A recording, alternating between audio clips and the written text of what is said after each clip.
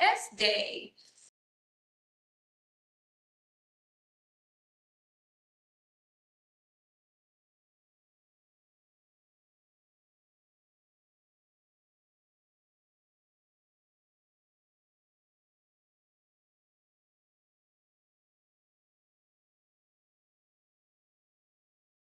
GIS is a cornerstone of our efforts to make Baton Rouge a smarter, more sustainable, and better connected city.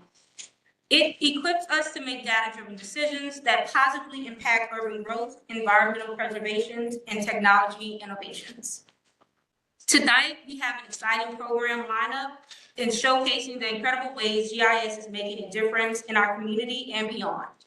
But before we dive into the presentation, I would like to take a moment to introduce someone who has been instrumental in driving forward our city's GIS initiative. Please join me in welcoming Justin Priola.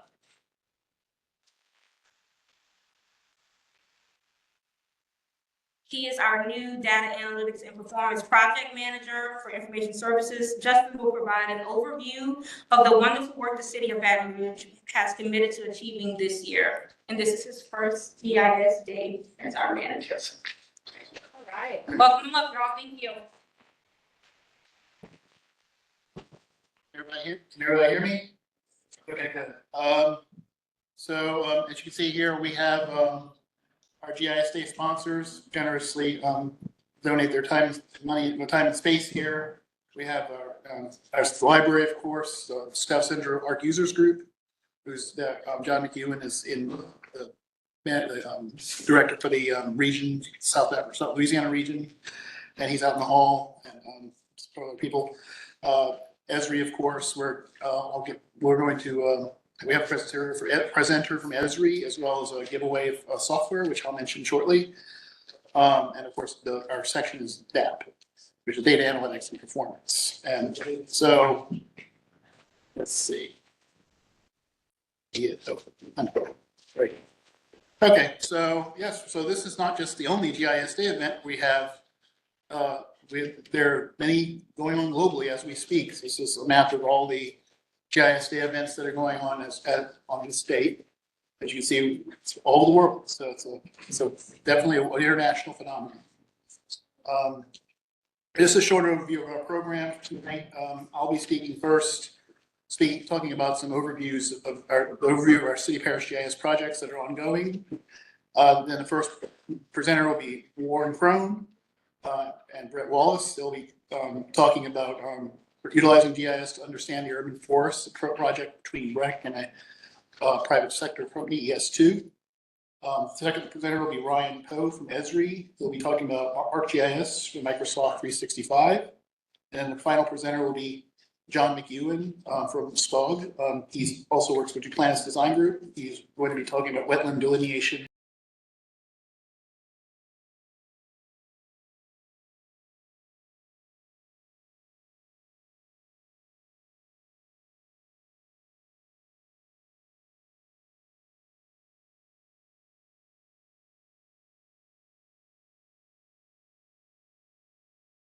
We'll be giving out the survey, the free student licenses. So there's 5 available.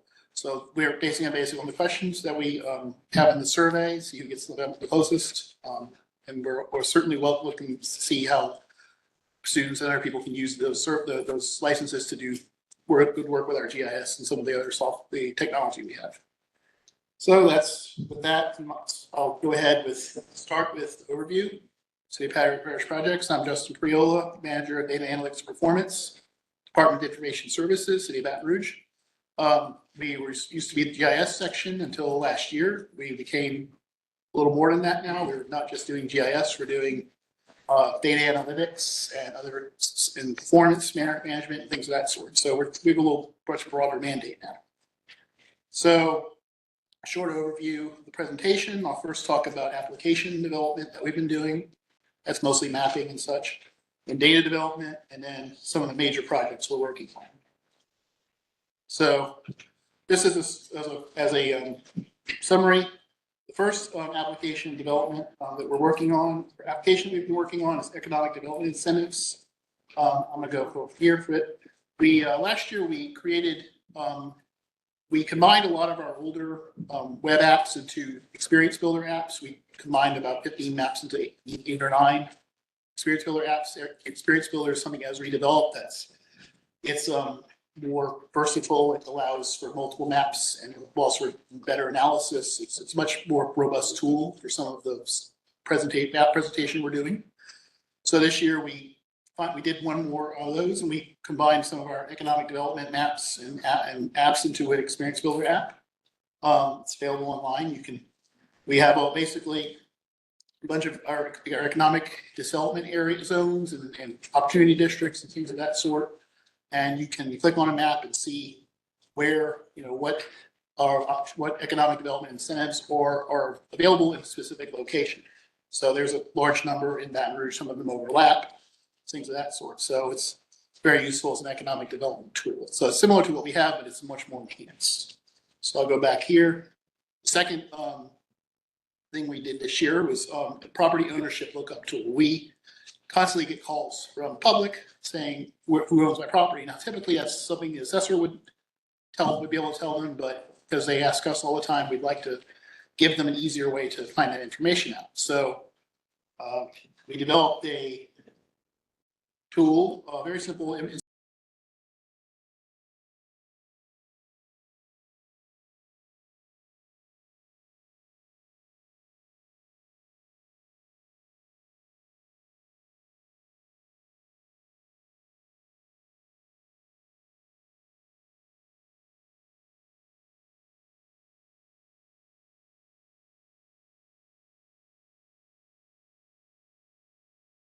It's basically intended to kind of resolve that questions that people have instead of having to call, because we're not always available to answer calls. So we like to have a more easy way for people to have their questions answered.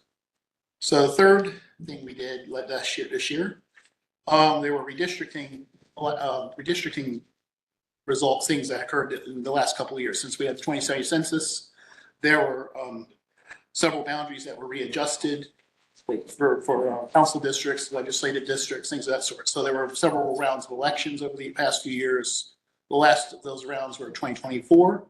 And so we produced a redistricting map that's directly linked onto our front page of our EBR GIS portal that allows people to view the new boundaries for some of the electoral districts that were in play for the fall election. So this fall we had council.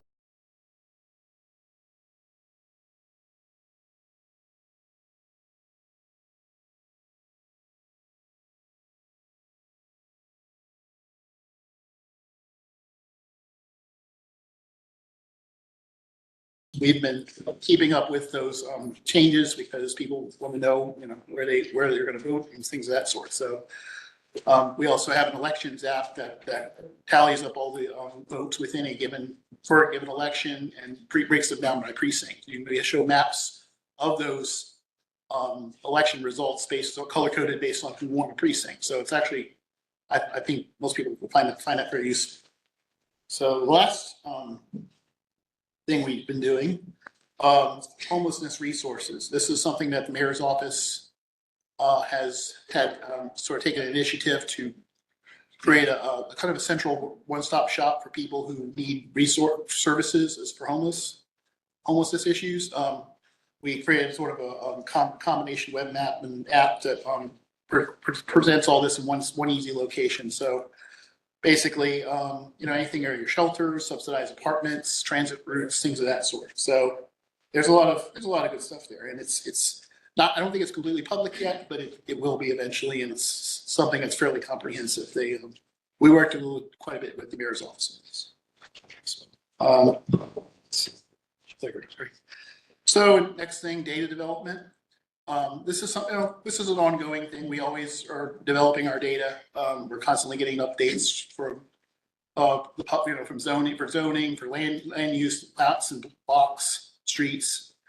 This year we've created over 1,300 new lots. There's been 15 major subdivisions. They're new in the parish, 120 small subs, and at least 68 or so planning and zoning cases. So we are constantly adding that to the GIS and updating it and making sure that and this is important also for emergency response as well. They need to have the emergency response needs to know where people live, the streets need to be accurate.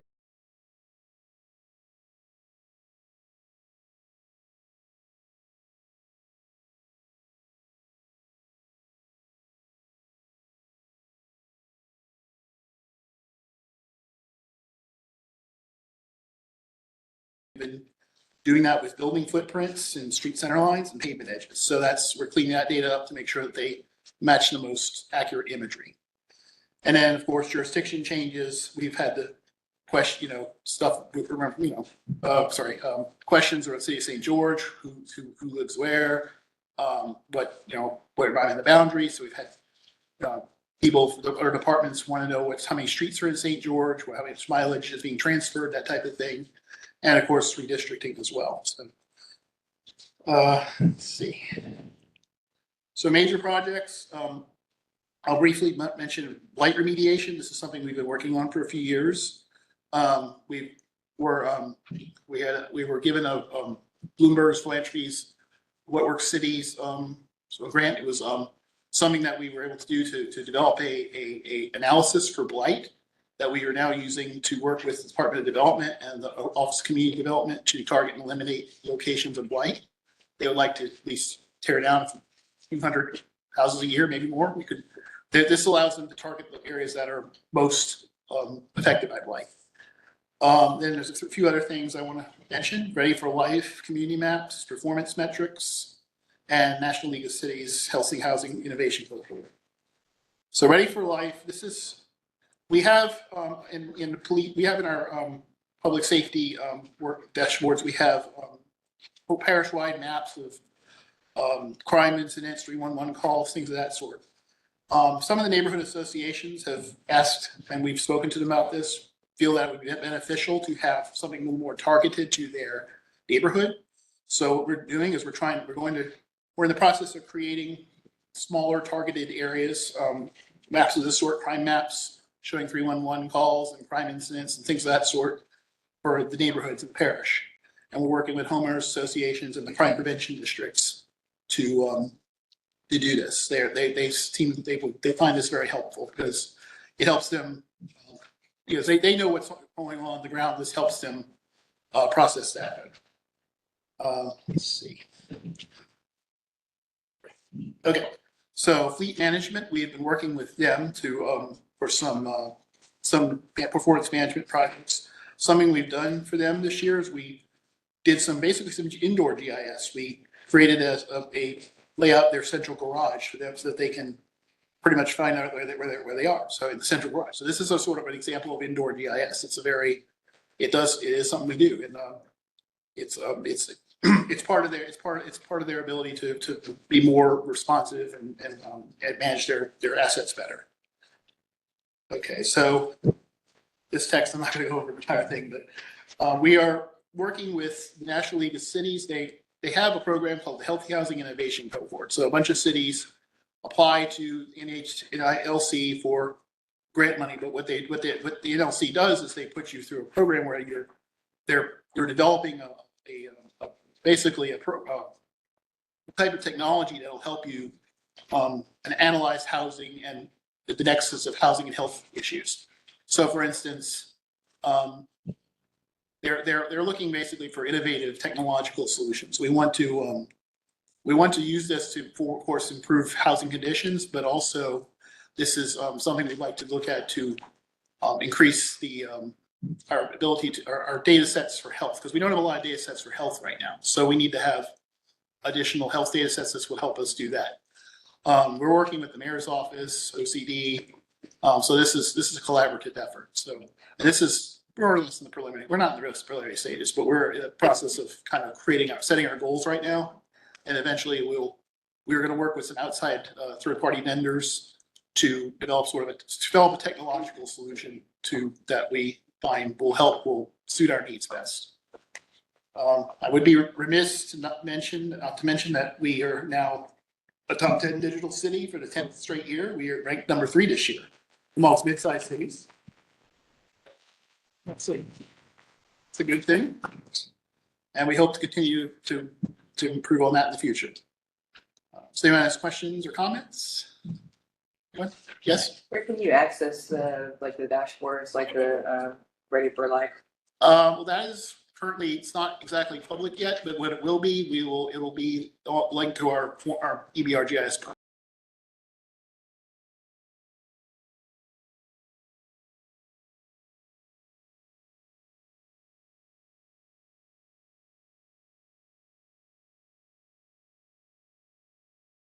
Okay. Well, welcome everybody again. I'm so happy to be here, be back at GIS Day. It's the best year or best day of the year for us GIS folks. And I'm pleased to be here talking about a project that we recently worked on with Breck. Justin mentioned that I work for Environmental Science Services. We go by ES squared. And one of the first projects is after I joined the firm was to work on this tree inventory project that we're going to speak to you about tonight. And we've titled our presentation, Utilizing GIS to Understand the Urban Forest. Hey, Brett, take it away. You everybody hear me okay? Yeah. Excellent. I'm Brett Wallace. I'm the Assistant Director of Planning and Design and Breck's Planning and Engineering Department. I kind of set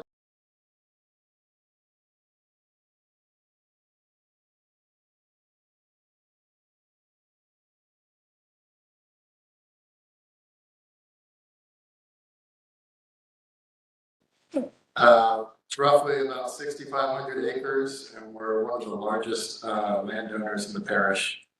Kind of got started on this project a little bit as a result of the 2016 flood event.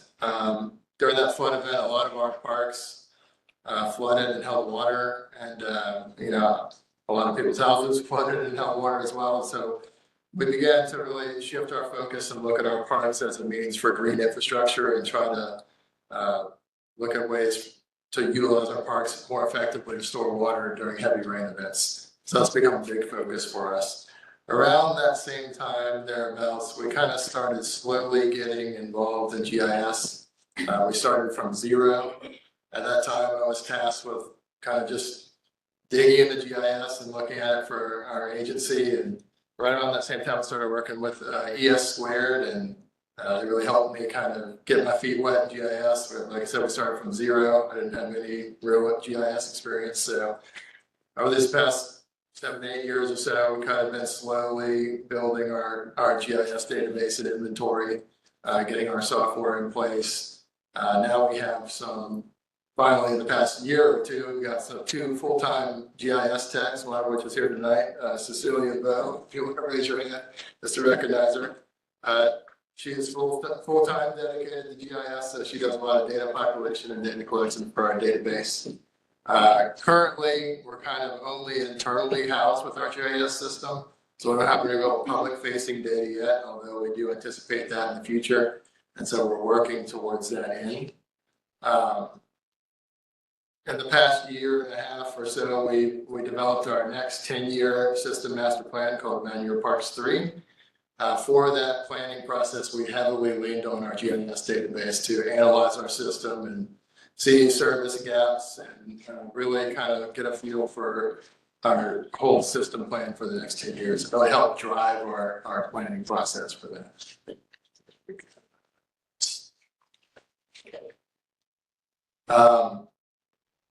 And so also our GIS efforts, we have different divisions in the planning and engineering department. Mine is kind of system master planning, so looking at the big overview of our system. We also have a division called natural resource management. They really manage all of our conservation areas and nature reserves, and so all of our wooded areas and just all of the natural areas that are of high ecological benefit to our park system. And so they play a key part in the development of our GIS, and that they really want to analyze those wooded areas and really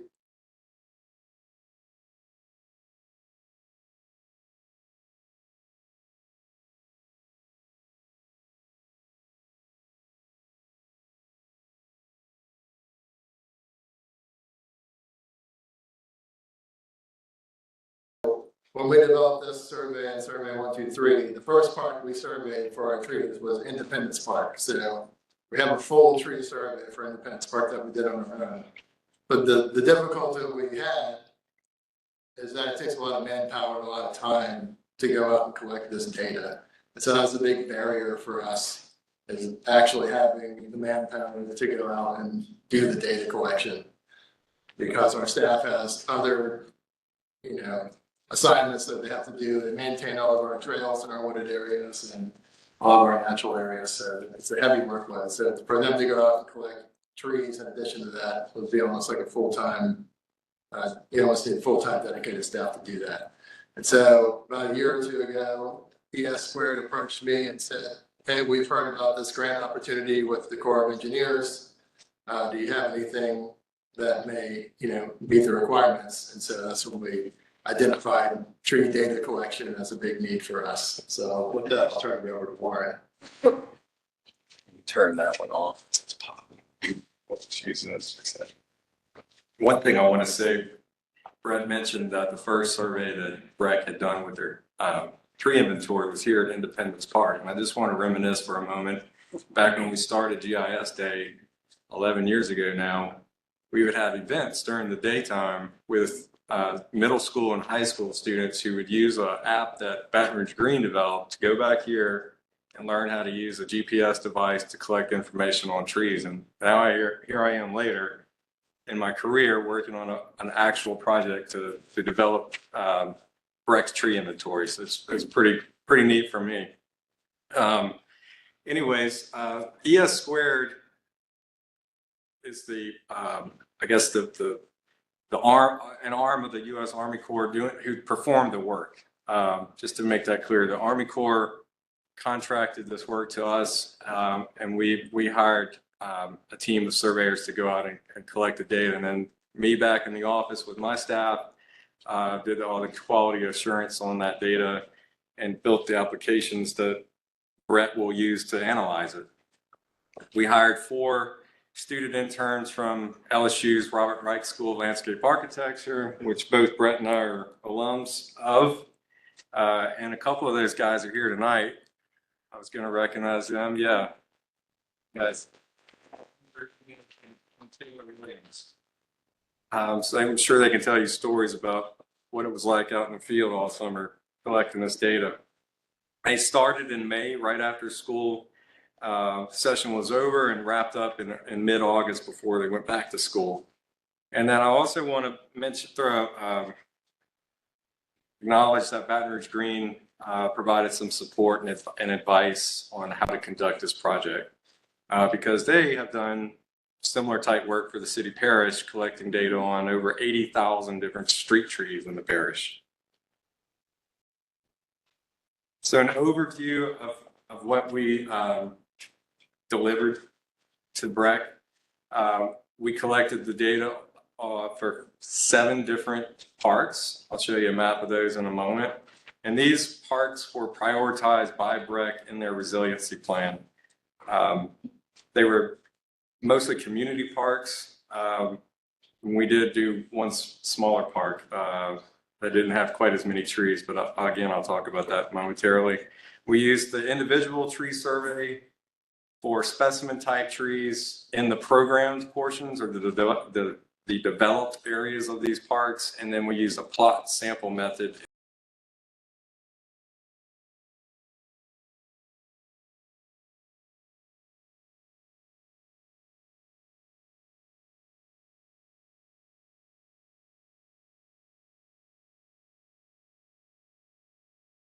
Saying, y'all, the city needs to do this. And it took 15 years, but we've done it. So the apps that we used with ArcGIS were the Survey 123 Connect, because these were kind of custom made surveys with pre-populated based on, the location and who was conducting the survey. And there were 2 of those, one for the plot sample technique and the individual. We use ArcGIS Pro to review the data and further develop it. Then we ran the outputs from Pro through iTree. which is another desktop GIS software. And when you submit data through it, it's got to be a pristine state or else it'll kick the record out. So there was a little bit of back and forth to make sure all the data was clean. And then it generates a report in a CSV file for you. And once we had all that information, we then began to publish it in ArcGIS Online to build dashboards. We built 2 different dashboards that we'll talk about. So here's that list of parks and a map to show you where they are. Anna T. Jordan in North Baton Rouge, Airland Highway Park, where the state fairgrounds are. Blackwater Conservation Area, which I recall that took the most time. It's a very densely forested park. Powell Community Park, which was all individual tree surveys there. But on the other hand, Jones Creek Nature Reserve was all plot surveys. And then the Memorial Sports Complex was the one I mentioned, of just a handful of individual trees out there, maybe 100 or 200. And finally, Zachary Community Park.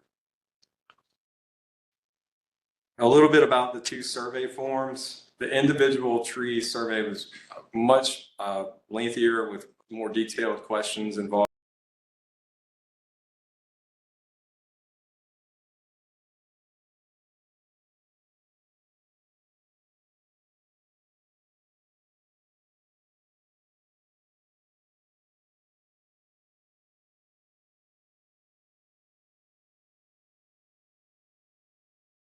Measured the crown height and the width, both on the east-west and north-south angles. And then we estimated the percent canopy and the percent dieback. It's a little subjective, but as the guys got better and better at it, measured in five percentiles. Plot sampling is a whole lot different. So first off, we used a method that Breck required that we were going to have at least 1 plot per acre of forested area. So we delineated the forested areas of the parks, measured the total acres, and then divided to get how many plots we would need. These are tenth of an acre plots. So we used a geoprocess in ArcGIS to place random points on the map, and then we drew a 32.7 foot radius from those to create the tenth of an acre circles.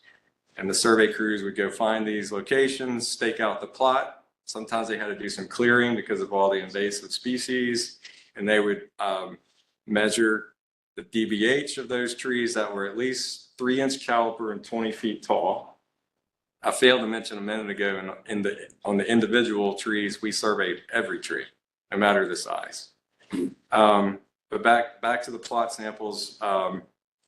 Again, we took pictures of every tree's trunk to get a close-up of the bark, a close-up of the leaf, as well as a shot of the whole tree itself.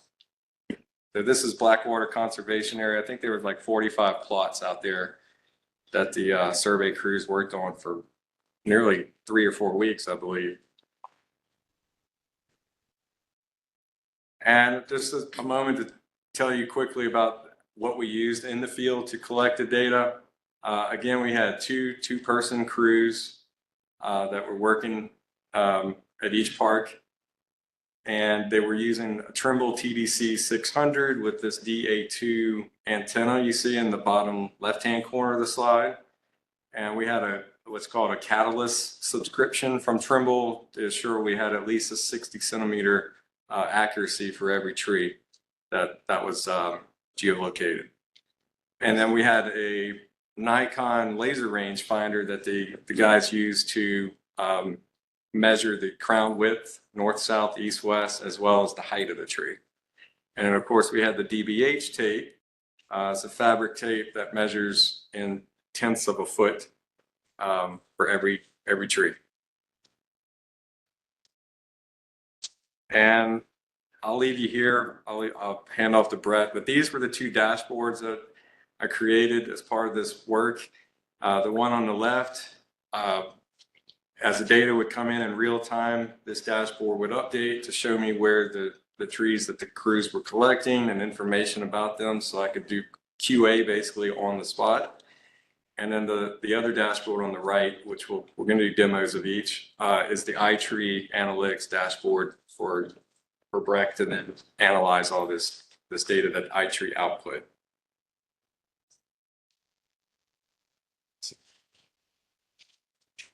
So one of the things I wanted to talk about was like, okay, we have all this tree data. So how are we going to use it? Why do we need this tree data? So there's, you know, through the iTree app, there's all kinds of different value to understanding this data and being able to analyze it. But one of the ways we wanted to show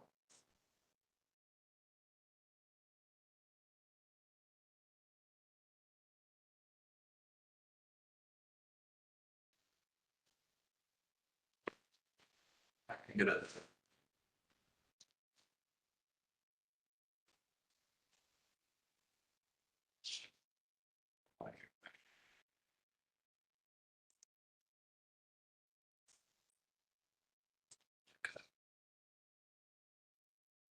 Okay, there you go.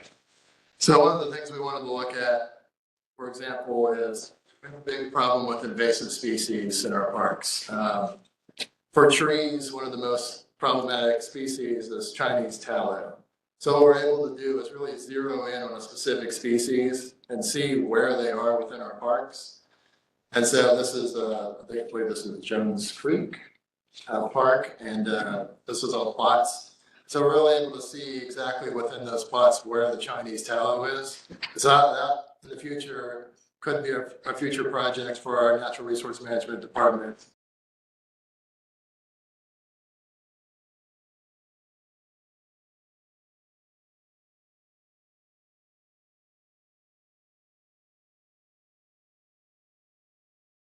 That's one of the ways that we could use this data, and we intend to use this data, quite frankly.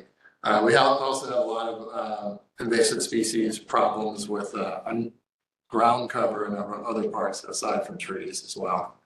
But and then the other way we want to use this data, we'll see if it's going, but just in general for planning. So with all the iTree data, it gives you all these metrics, you know, whether it's carbon sequestration or stormwater sequestration. So we can really see the value of these trees because, you know, prior to having this data in hand, if someone came and said, okay, you have this wooded park, for example, and we'd like you to clear cut the wooded park and either build a new playground or build a new stormwater detention basin or something like that. Intuitively, I can tell you that there's value to that wooded area, but previously I didn't have the data to back that up. Whereas now I can look at this data and I can tell you exactly what the value of those trees are, either in dollars, so I can tell you how much stormwater they will hold within them or how much carbon they'll hold. And then we can take all that data that we get from the trees, and now we have substantive data that we can use to defend, you know, planning decisions or kind of guide our planning decisions, whether or not to clear cut this wooded area or not. We can also take supplemental information. We do, you know, our NRM team will go out to the field and do biodiversity assessments of an area and really take in, you know, the ecological value or the habitat value of a certain area. And now couple that with actual hard data from the tree analysis. Now we can build, you know, really understand the value of wooded areas in our parks and show you in a tangible way. And so now we have actual data assigned to it. So we'll use this in a multitude of ways, whether that's, you know, whether trying to decide if we need to expand this pond area and like the impact it's going to have by the amount of trees we'd have to clear, or if we just wanted to develop a new portion of our park and see what clearing that additional, those trees in that park would have, you know, in terms of their value.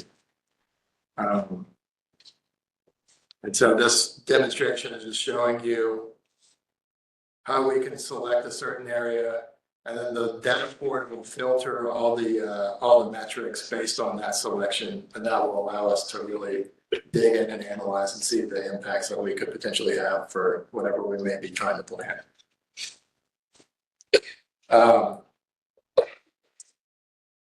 So, like I said, we use iTree Eco 6, and these are just some of the kind of data points that we looked at.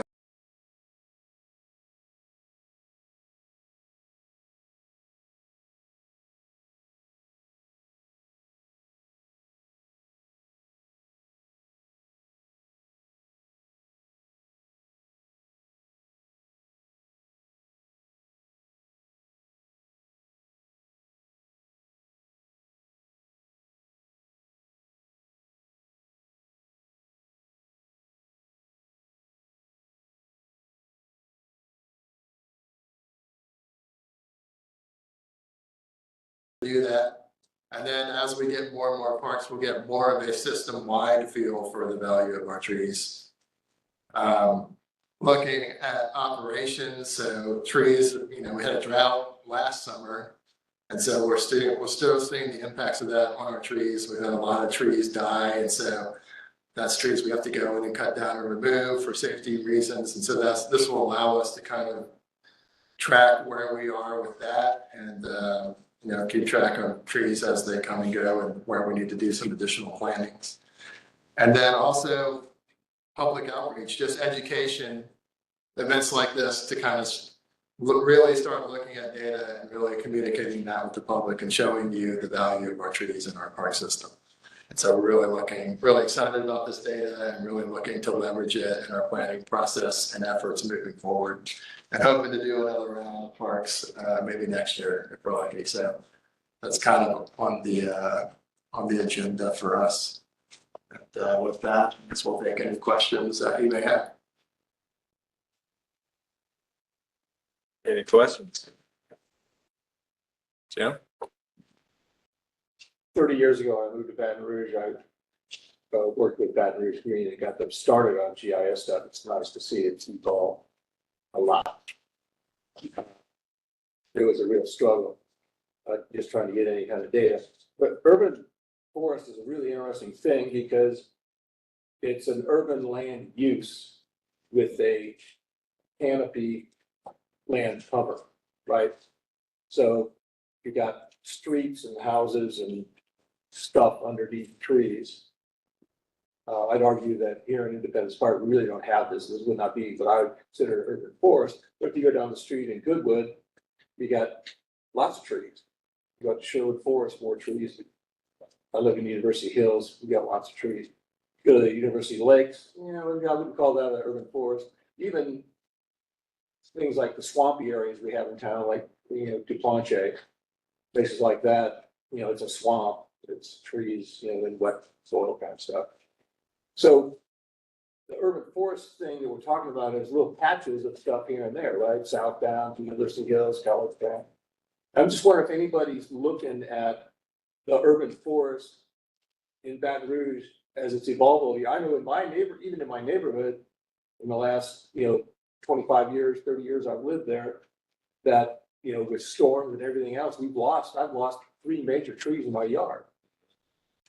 Are we tracking any of that kind of stuff with the Baton Rouge urban forest? I can quickly reference the work that the city parish has done. The data analytics performance, they have a land cover layer of the parish with tree canopy that from, I think, 3 iterations of that, 2010, 2014, 2017, something like that. And you can certainly see, it's just doing an imagery classification, of course. But you can certainly see the decline in the percent canopy coverage just in those 3 maps. Which would also mean there's a decline in the benefits of Yes. urban forests that go along with that, right? Yes, sir. That's right. Because to do the alternative would be so labor intensive. We probably never take years to sit there and Everything. It'd be awesome if we had it. Yeah.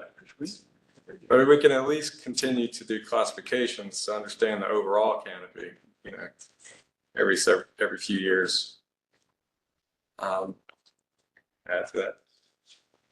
Well, for BREC, we only manage the data within our parks, so that's kind of our role. But the one thing I did want to mention is that we do hope to merge our data with the data that Green is collecting and start to kind of thread all these various pieces together. And maybe over time, if we get enough synergy, maybe someone will pick up the torch for whatever needs to be collected beyond what BREC and Baton Rouge Green are doing. What's a park without a tree, right? Right. It's not good. So, Questions in the back? Would you guys save your data compares to, the value of, if I were to hire a land manager or somebody to do forest stand index, manage the property, what would you say like a forester or dendrologists could glean from your information, there's, I guess, existing standards out there, but putting value on forest maintenance. Like, I guess what I'm trying to ask is, what makes y'all's metrics in your data collection better than wetland value assessments or wetland delineation? Is it just that it adds existing data out there that can be collected? Because again, my kind of having a forestry background is well understood, for example, that Chinese tallow grows on edges, right? So like a land manager would know most of your target sprays are going to be on the edges of your properties. You know, similar for Chinese privet, you know, like, so just my question is, I guess, how does your data set feed into like what a forester, or if a forester provides like the same data, and potentially come up with a better metric for a value? You know, for example, like you cut a tree down, right? Are y'all putting a value on what, I guess, to the understory, you know, like rotting detritus, you know, timber is actually good for forest dynamics. So is there a value that y'all are putting on that? Is it just data that y'all are going to be merging? Like, how does it fit into, I guess, the overall value that a forester would put versus the data that y'all collected during y'all's cruises? I think we just, so I'm a landscape architect by trade, so I'm not a forester, so I'm not as familiar with, I guess, the technicalities of what you're speaking, but our natural resource management team did develop this kind of survey, and really we're basing it on the iTree standard metrics. Really developed the survey so that we could plug it into their system and derive their analysis from it. So you're going for the iTree baseline. Yeah. So that was kind of the foundation of our whole survey, was to meet their structure so that we can plug in all of our data into their system and gain all their metrics and feedback, and then use that for our analysis. Well, you know, to piggyback on that, next time they cut down a Ruzan, or they put on a new subdivision out wherever, and cut down all the trees, you know, who's quantifying the change in runoff? Right, cut down trees, you get more runoff, right? There's nothing there to, you know, be about the transpiration. Right. That's And that runoff has a cost to somebody downstream, right? Yeah. There's also there's an idea of like some people like propose like clear cutting a wooded area to build dry retention. That's like, are you gaining? Are you getting anything or not? So it's like balancing the impact you're having versus what you're gaining. Particularly when the retention pond fills up anyway with water and it doesn't have any capacity to retain more. So that's all things we hope to gain, you know, more insight into as we move forward with this data. Now we have some data to help us. Really looking forward to pushing this data collection and more of our parks, so we get more insight into the actual, you know, metrics of these trees.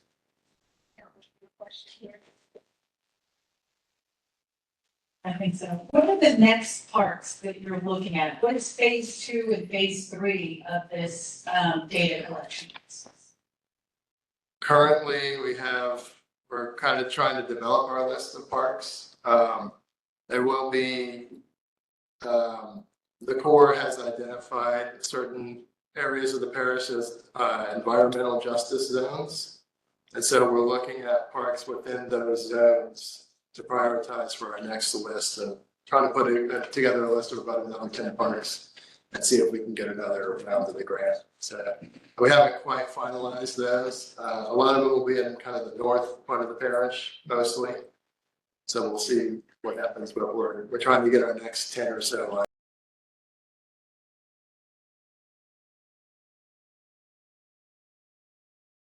So my name is Ryan Poe. I actually just started with Esri. I've been in the GIS world for many years, but I actually came from, I transitioned from working for Trimble, being the mapping and GIS lead for the state of Mississippi and other parts. Transitioning over to Esri back in July. So I've been here for a little over 4 months. But I'm now the state and local government account manager for Mississippi and Louisiana. Happy to be here to celebrate GIS Day. I'm gonna talk to y'all about, how many of y'all have heard of, you know, ArcGIS from Microsoft 365? Anybody using it? Okay. All right, well,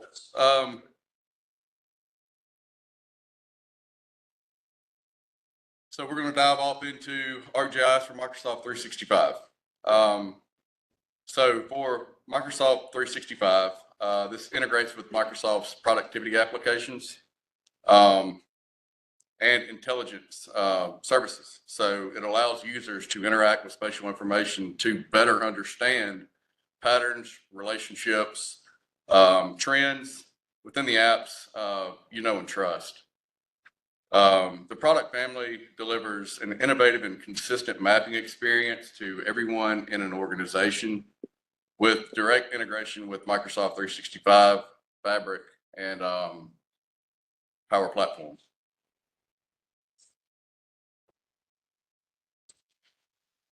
So the product family consists of 5 components, all of which either ship out of the box with Microsoft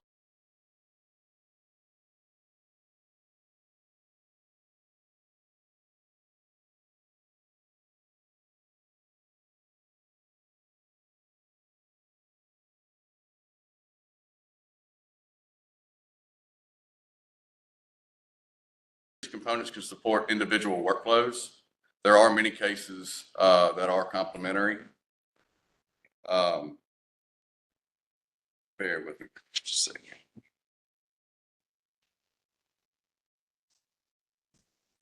So whether you're building data, including the spatial representation in an Excel spreadsheet to incorporate into Power BI reports, or Power Automate flows can add spatial dimensions and data management capabilities to Microsoft team-based chats or threads. There are many opportunities to use components individually or in conjunction with one another, further taking the advantage of the organization's investment in the technology. So to summarize the components, we really kind of target, 3 different little sayings. It's expand, extend, and enable. So think of it as, expanding the reach of the geospatial professionals using applications as ArcGIS clients. Extend location capabilities to those that want or need them in applications that they're familiar with and comfortable with using. Also enable business developers with spatial functionality and location services in Microsoft's configurable application and process builders.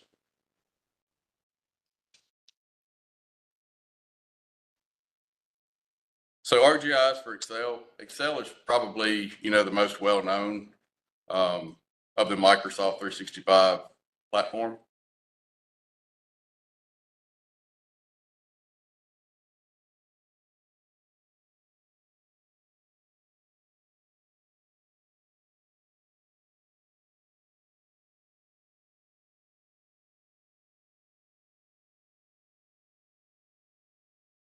Excel works with location services to transform rows of spreadsheet data into interactive maps.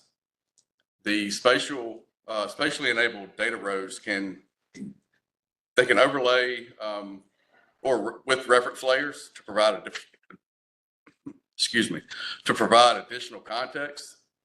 The users can also continue to work the way they're comfortable with.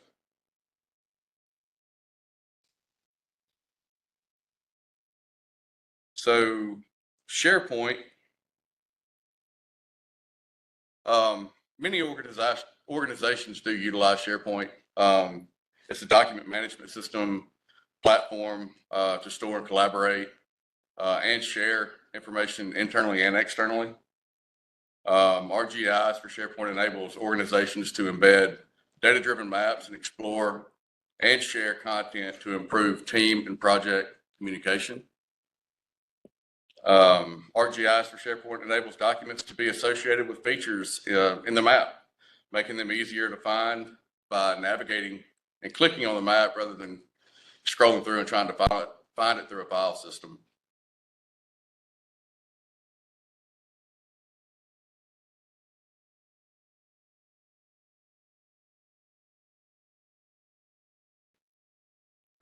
with or without the additional context layers in the map.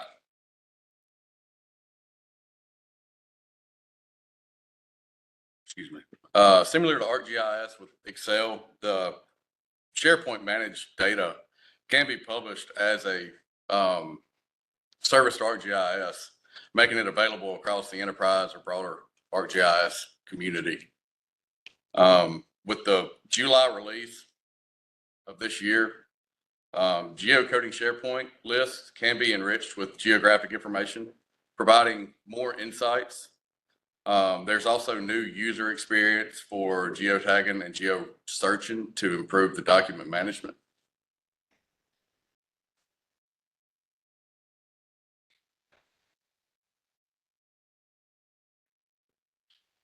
All right, so we're gonna move on to ArcGIS Teams for Teams. ArcGIS for Teams is built on top of SharePoint, providing an interface that's more focused on collaboration and the capabilities like meetings and chats. The ArcGIS for Teams component provides an alternative window into ArcGIS, allowing people to collaborate in a familiar environment and easily discover and access the organization's spatial data and applications. Users can search and share ArcGIS information or items in a chat or meeting, and ArcGIS maps and applications can be pinned as tabs in Teams or brought into meetings for real-time collaboration. When paired with the capabilities of ArcGIS for Power Automate, people can stay informed via channel notifications on the state of the data.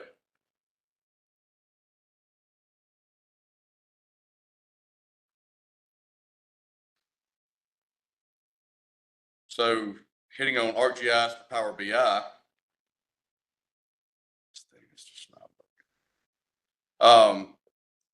ArcGIS for Power BI adds a new layer of depth to the analysis with Power BI reports.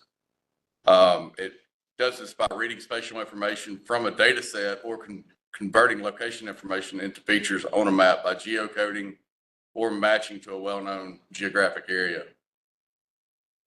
Different than other Microsoft integrations, the component ships in the box with Power BI, or so there's nothing for you to actually download, install, or put on any kind of server. So the visual is interactive with other report components and can be used as a filter or be filtered as the report is interrogated.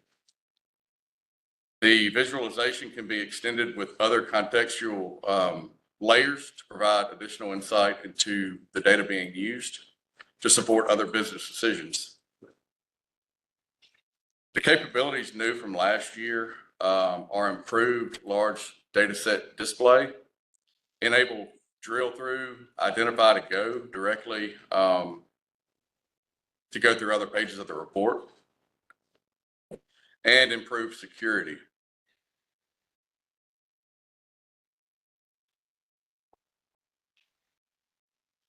So transitioning to our last component is ArcGIS connectors for Power Automate. So organizations are looking to scale and become more efficient. Many are looking towards configurable automation services like Microsoft Power Automate. As a no-code, low-code framework, it is enabling more people to configure flows that automate the manual process rather than having to reduce the human error. This improves efficiency and data quality.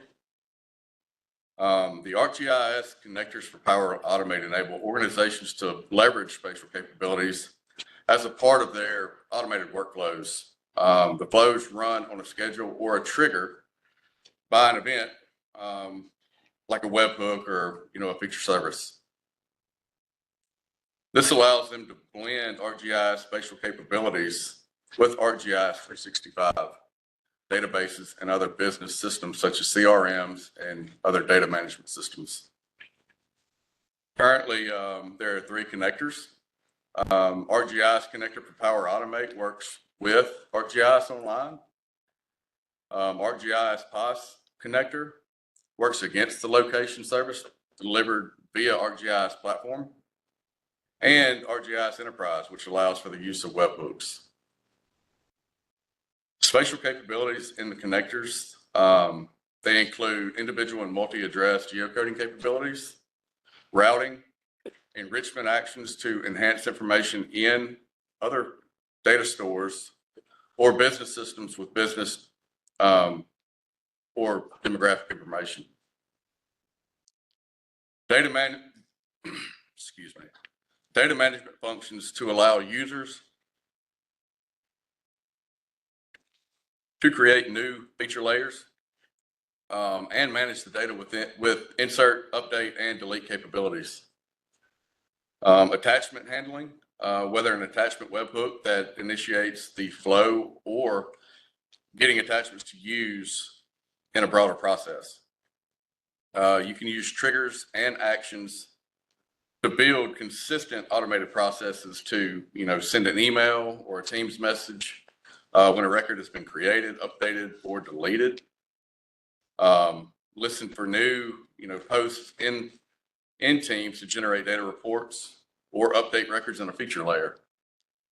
It also allows you to extend records in other business systems like Salesforce with demographic or business information, or attributes from an organizational spatial data set. In the June release, ArcGIS Survey 123 triggers and actions are available alongside ArcGIS connectors for Power Automate to automate workflows.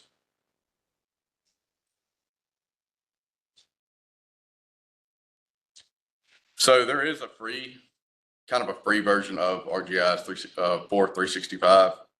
The standard experience that allows you to perform some of these limited functionalities at no cost, or mapping map data that has lat long information or Esri JSON geometry, and you can search and view millions of maps and applications that are available across the ArcGIS system.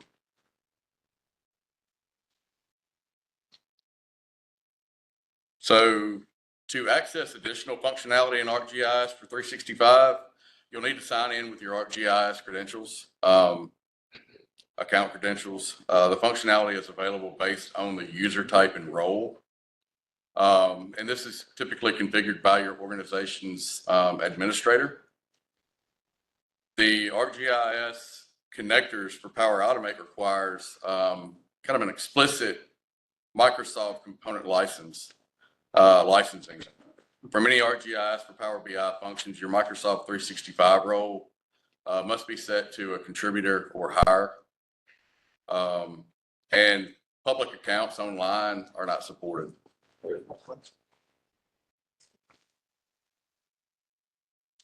So this is just a chart kind of showing you the user types and roles and privileges. The ability to perform certain actions in ArcGIS for 365, they are affected by the privileges granted to by your organization. So different user types and roles having various levels of privileges, are included by default. This table shows the default user types and related available actions in ArcGIS for Excel, as well as SharePoint and Teams when applicable.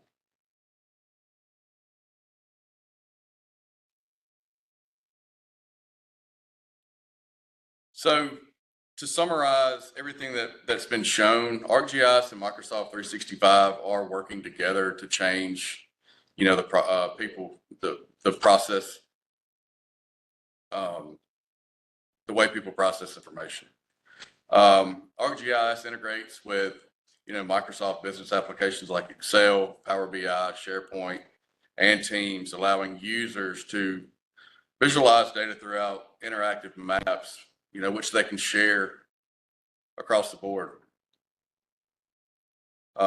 Spatial capabilities and data engineering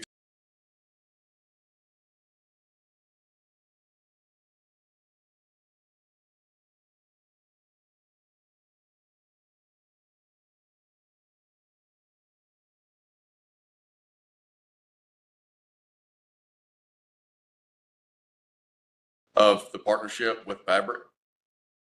The spatial analytic engine that powers Fabric is Esri's own geoanalytics engine.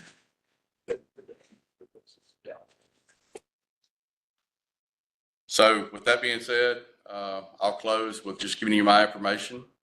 If y'all have any questions, need any further information, need any kind of demonstration, please reach out. We are here to help. So look forward to hearing from you.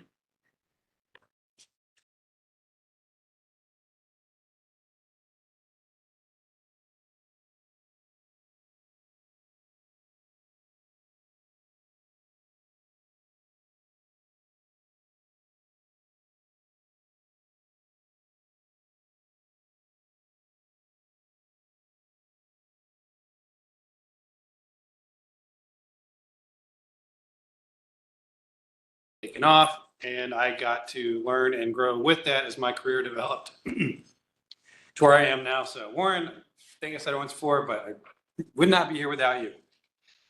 All right. I am ironically very bad with technology, by the way, so I might mess up.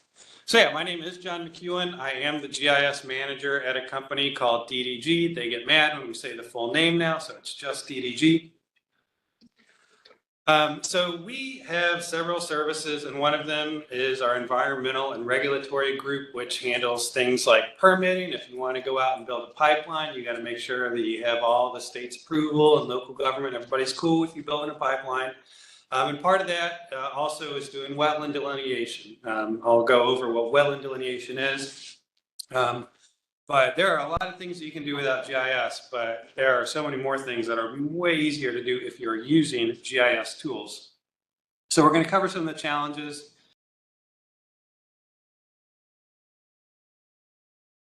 Let's go over the business side of things, the accomplishments and savings that we realized. So what's the purpose of doing a wetland delineation?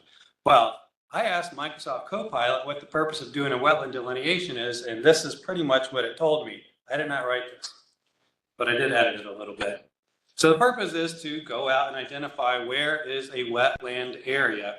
You can certainly look on it from above with satellite imagery or imagery captured by an airplane, but you have to really be able to get down on the ground to understand what's happening and get your eyeballs on what's happening on the ground. So for environmental protection, you don't want to just go in and pave over an area. You don't want to just cut down trees like we talked about earlier and put in a retention pond. You have to understand what's happening to protect the environment and make sure that there's going to be some benefit to what you're doing. Of course, you have to have regulatory and legal compliance requirements that you have to meet, and then just general resource management. So what's the process for doing this? Somebody says, hey, we need a wetland delineation.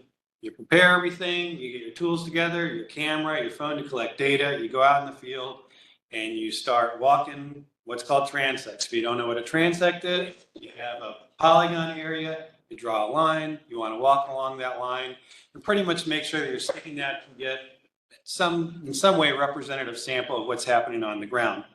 You do a vegetation analysis, you go and like we talked about with the trees, although not quite as intensive as taking all the measurements of a tree, but you have a field scientist that knows the scientific names of tree species or shrubs or herbs or woody vines, and they say that's an oak tree or whatever the scientific name is, and they say what the percent cover is on the ground, like we heard about earlier. They capture all of that information for a sample point. They then dig a little hole in the ground. They dig up a little soil profile. They look at the different colors of the soil, what it's made out of, what it smells like, hopefully not what it tastes like. And they record that information as well. And then once all that data has been collected in the field, you have to bring it into the office. You have typically GIS analysts that process the data, they put it on a map, and then they start to generate typically static maps that go into reports so that people who are involved in the regulatory portion of it can they can develop what's called alternatives analysis. So they can say, hey, if we do this, this is a result, but if we do something over here, an alternative, then this will be the result. And then the result is exactly what we started with. You have wetland boundaries, you know what you're going to be in compliance or not, and how you might need to adjust the research that you've done and how you report it. And then you have a way to do. Okay, so the old process, or the process that we were doing at DDG a while ago, and we'll show examples of what we were doing. Field scientist has to go out in the field, and it could be way out in the field. And they might have to go walk through a bunch of brush and wear a bunch of PPE to protect their legs and their hands and their eyes and their face and everything from the bugs.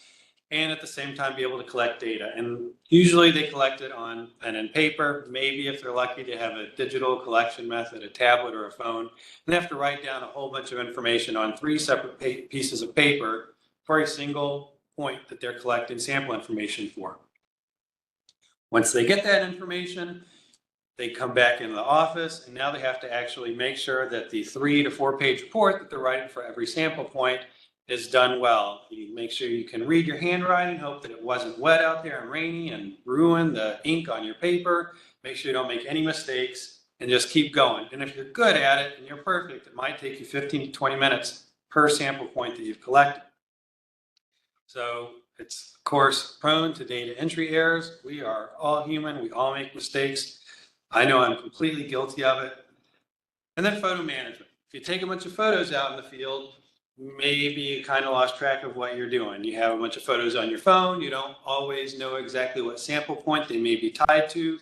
They may not even be named very well, depending on what sort of metadata your phone lets you collect. You may or may not have GIS information tagged to that photo so you can see where it goes on a map. And then you have to make sure you compile all those photos in reports. It's a lot to make sure that you don't get wrong. So generally speaking, for a small project, maybe 30 acres at most, you might collect 5 to 7 points. All the way up to a very large wetland delineation assessment, you might collect up to 100 sample points. So going back to how long it takes to process the data, if you go out and collect 50 to 100 sample points, you're looking at nonstop, maybe 30 to 40 hours of person hours back in the office when you're done. All right, I gotta step away so I can see what I'm looking at. So this is not an example. This is the paper form that somebody has to go out in the field and collect data on. It's a lot. A lot of the data is actually not repetitive, but is the same from sample point to sample point. What is the name of the site you're working at? Who is the applicant? What is the county or parish that you're working in? But then you start to get into point-specific information. Like what is the soil map unit, or what is the National Wetlands Inventory classification where that point is? And then you have to have all these little check boxes where you have to be a smart field scientist to understand what you're doing. Then you have to collect all your vegetation strata information. On the last page, you collect your soil sample.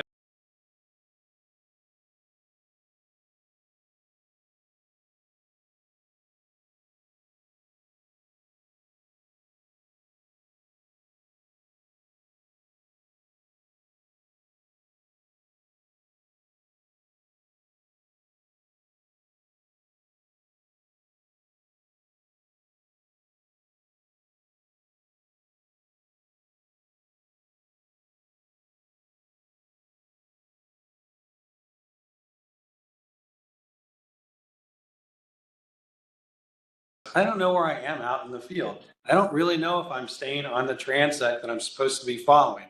Well, now because of the tools that we have, not only can they see where they are in the field, they can see where they've been in the field and what sample points they've collected.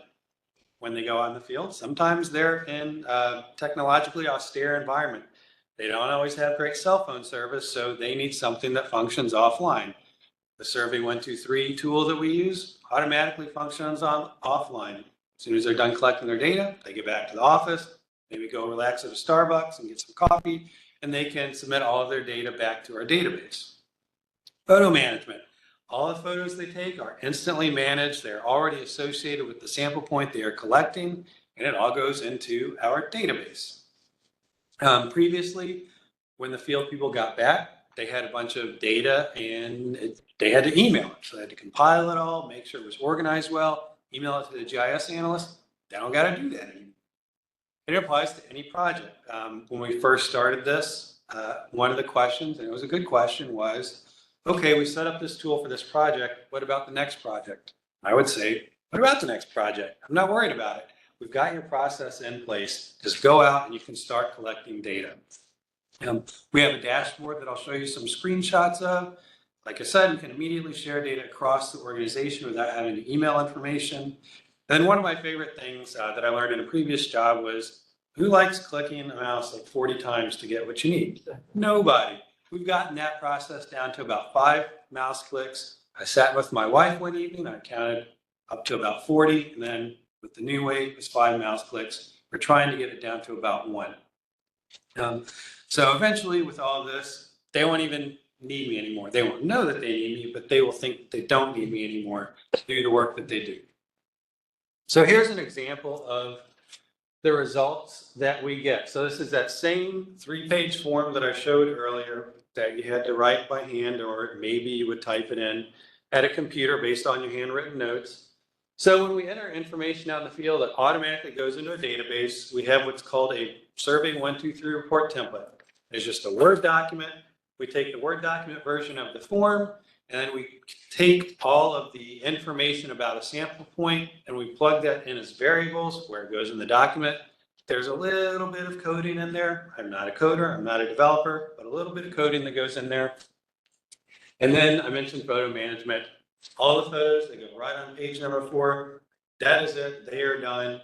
So whether it's 1 sample point that takes 20 minutes, or if it's 50 sample points that might take several days, in about 5 mouse clicks, you can generate 1 to 50 sample point reports in about a minute or 2 minutes, depending on how many reports you're taking.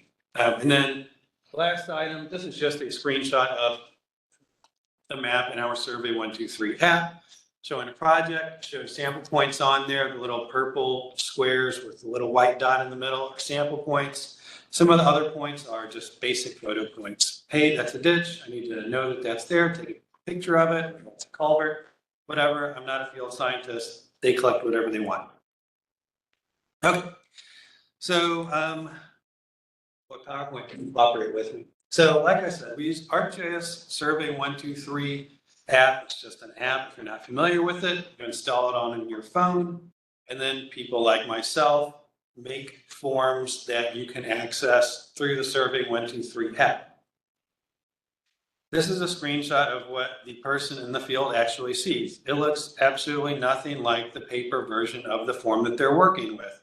One reason is because there's a lot of stuff that they just don't need to keep track of when they're out in the field. If they're out in the field, they already know what parish they're in, they already know the project name that they're working on. And then you don't even see the latitude and longitude coordinates up there because it's all collected automatically. And so it's just about eliminating the amount of work, the amount of buttons that the user out in the field needs to push. So if you're going out in the field, your first question is, what am I collecting? Am I collecting a sample point, or am I collecting a photo point or a ditch or a culvert? And so if it's not a sample point, it's super simple. They have 1 page, I'm collecting a culvert, I'm taking a picture of it, maybe I'll add some notes to it, and I will submit that point and go on to the next one. If they're collecting a sample point, then they have to answer a lot more questions. All right. So the first question is basic information about the point, local topography. Do they immediately see anything that indicates that they might be in a wetland area? The next page is the vegetation strata section. That's where I mentioned you have to understand what tree species you're looking at. You have to know what percent cover it is on the ground. But there's a few other things that the scientist needs to understand is, and I don't know the acronyms, but it's like facultative wetland. Is it a species that is indicative of a wetland area, or is it not? Well, that's just one less thing that for the field person to have to know out in the field. So we have a very large CSV file that is included in the Survey 123. So at worst, the field scientist is going to say that species, and then they're done. And it automatically populates other information that the form needs about the species, but they don't have to do that.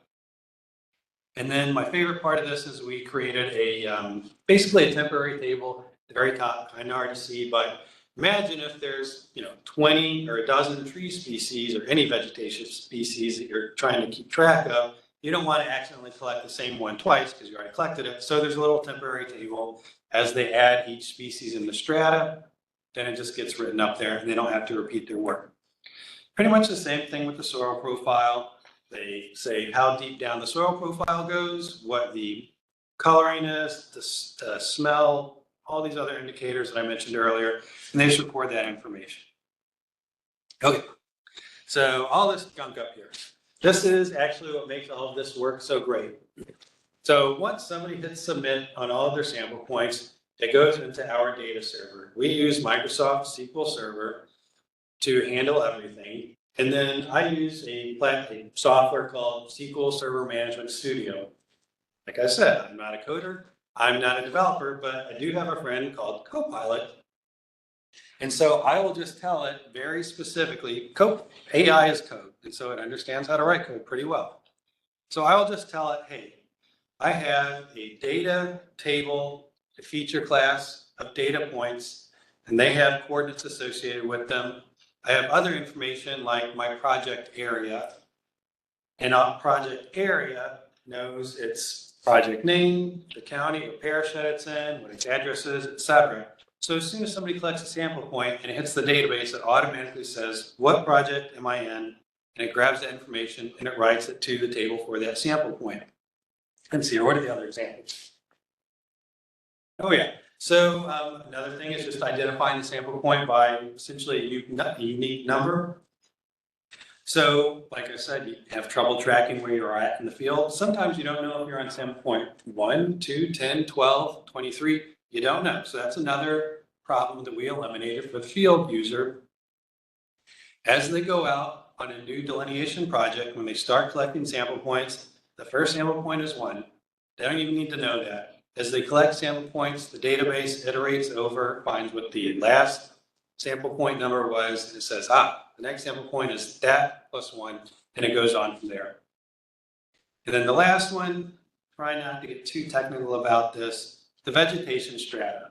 Apart from just knowing if the species is indicative of a wetland or not, you have to do a little bit of math out in the field, and it's basically adding stuff up and then dividing by 2 or 5, and then comparing that to the information for that specific species. All of that is eliminated through SQL Server by doing some fancy stuff that I asked Copilot to do for me, and that we then implemented on our data server automatically. Okay, this is my favorite part about it, because this is where all of the work, virtually all of the work, gets eliminated. This is an example of an actual automated, well, this is an example of a not completed form, but it has all of the variables in there. I'm going to skip this, it's not very informative. So we have a dashboard now. We've seen dashboards highlighted already. The correct dashboard was super high speed and amazing. This one is more geared towards client engagement on the project. So we actually had a use case I think last Friday, where we had a meeting coming up with a client. It was hey, ASAP, we need to have this meeting thing.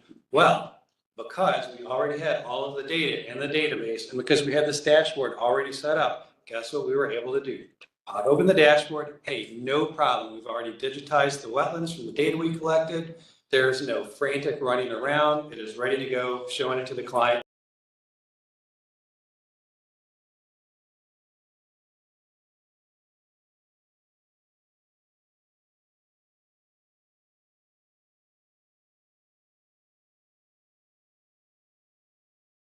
Project you need to report for, you click view, and then there's another button, you click generate reports, and it downloads it for you automatically. So that's about 5 mouse clicks to do that.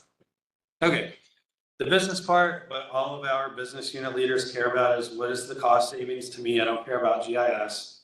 I say, okay, well, the cost savings are actually, one, you don't have to go out in the field again if you mess up, because you probably didn't mess up, because we already used the tool to collect all of the data. So before we even go out, we've already saved about 80% of the time to set up to go out and collect the data. In the field, not a lot of time savings, but you don't have the hassle of dealing with a sheaf of papers, whatever. I've already beaten that to death. Post-field data management, not having to email data around. It's basically already processed data, and the GIS analyst, if they're in the office, as soon as all the data is done, they're ready to hit the ground running. They can start processing the data digitizing wetlands and making map products.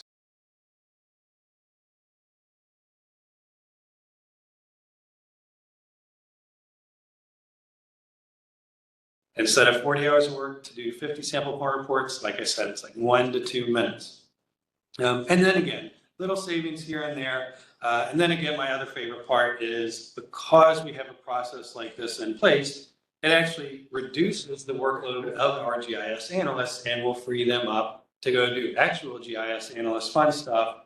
Making maps is fun, but it's not the only thing we do. And so it lets us focus on other opportunities to improve processes around the company. These are my cost saving estimates. I threw it on there because we pretty much hit the targets that we were expecting, which was 50 to 60% of the time was saved compared to the previous process. All right. That's it. We achieved our initial goal of migrating to a completely enterprise process for doing wetland delineation. We're still improving it and tweaking it along the way, but we've gotten the minimum viable product that we were hoping to achieve.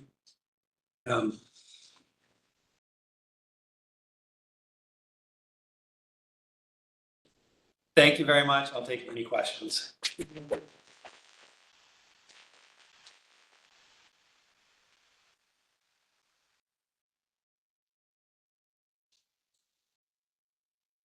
Great job. Good, thank you.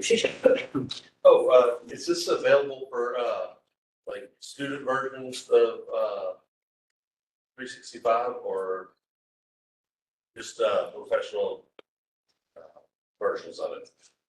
I think Ryan might be able to answer the question better, but so this was a lot of money spent to set up our enterprise system. So I don't think it's something that would typically be available at the student level.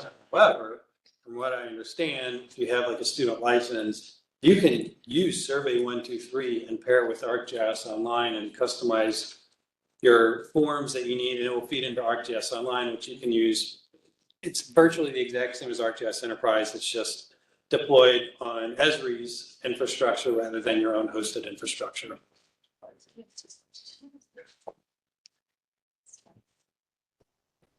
Well, I'm going to go sit down. Thank you. All right, well, since the software giveaway, the survey is closed, we've determined the 5 winners. Some of these folks may be on the virtual account, but so y'all just see. So the first person I have is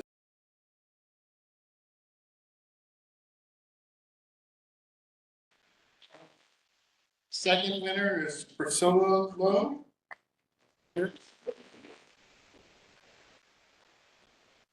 Third winner is Jeff DaCosta. Okay. Fourth is Lucinda Kangwala. And the last one is Nika Aarons. I will get in touch with y'all with the instructions on how to redeem those licenses. Like, we have your emails, of course, so congratulations to all that.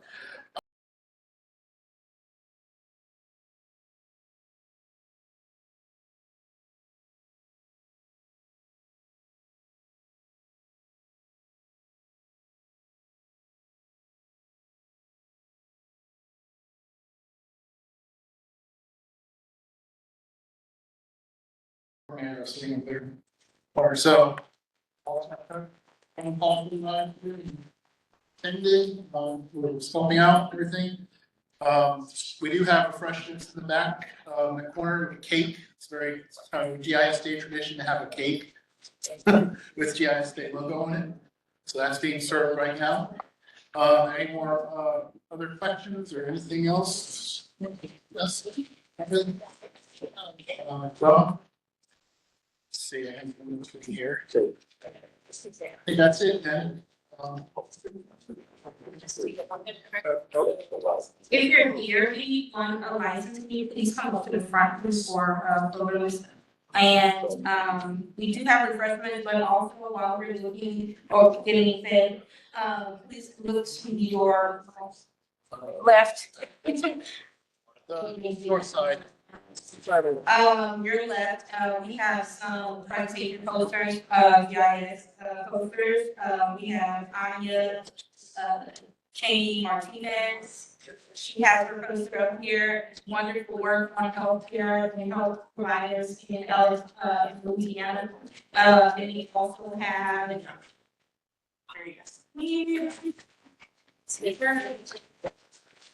Yes, we have a U.S. Geological Survey, Wetlands and Aquatic Research Center right here in Corner.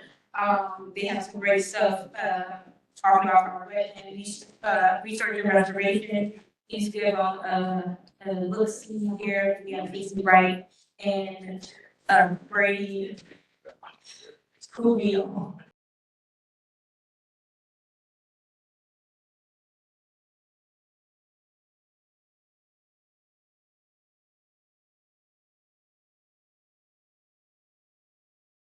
And thanks to all our visitors that are out there. And it's not good, all that. And for detail.